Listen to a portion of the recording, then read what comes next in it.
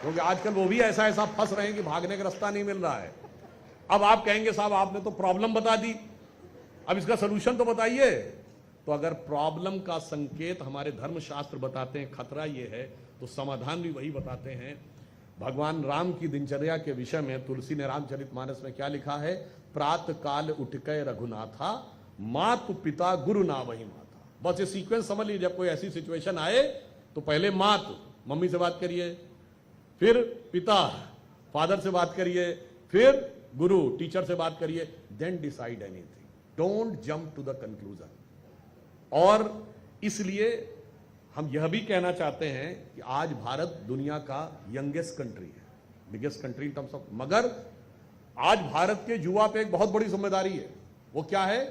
अरे दुनिया में सब बह गए उसी हवा में। We are the youngest country in the world. This is not full truth, this is half truth.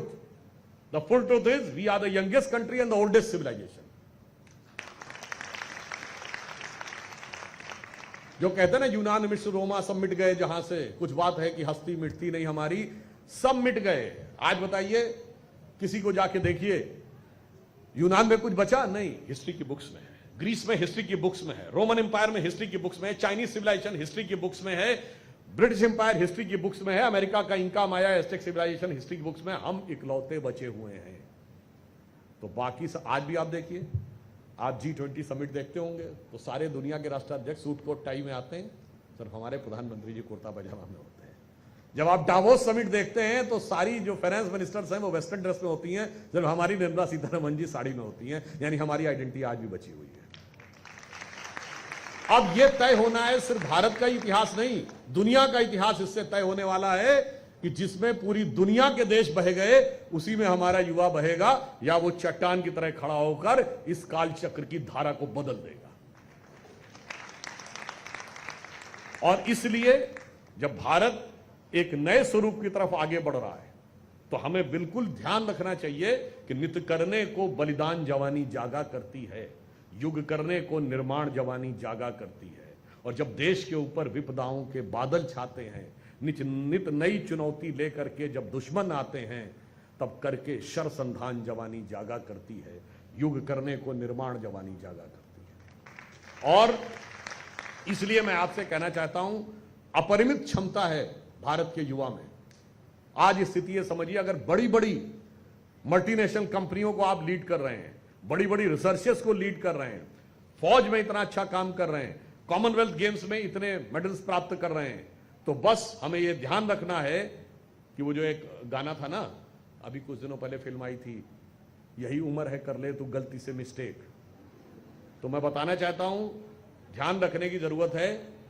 यह बात भी मैंने पार्लियामेंट में बोली थी, उसको रिपीट कर देता हूं। जवानी के 3 ही काम होते हैं, योग भोग संग्राम, तीनों जवानी काम।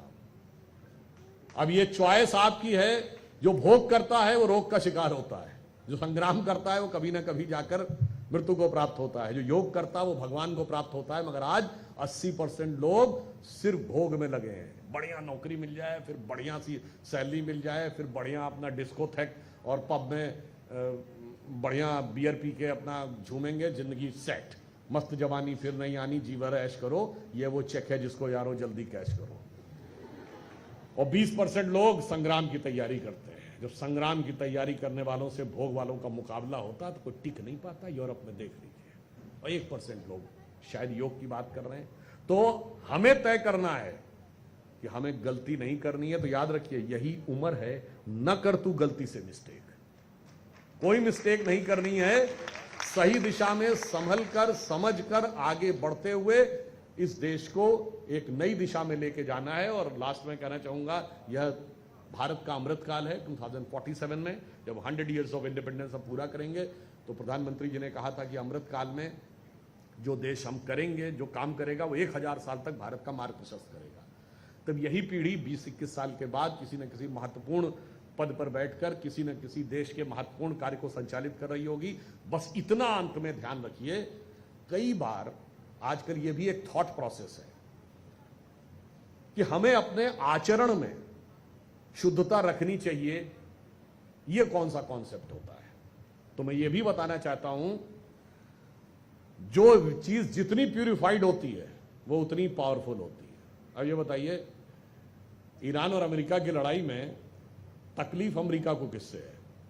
यूरेनियम से। Uranium 238, when it's given 60% purified, it becomes power grade. When it becomes more than 90% purified, it becomes weapon grade.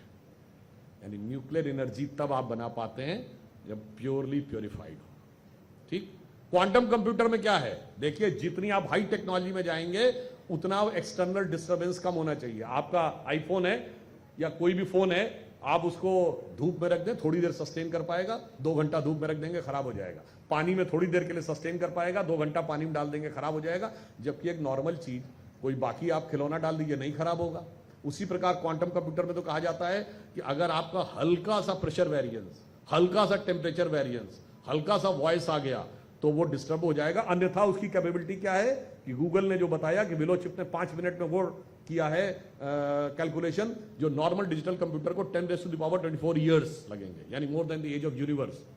इसका मतलब जो जो आप अपने अंदर की यात्रा में जाते हैं और अपने आचरण को जितना शुद्ध करते चले जाते हैं, उतनी पावर आपके पास आती है। यंग बच्चों को ये बहुत ध्यान रखना चाहिए, और उन्हें खुद ध्यान रखना चाहिए।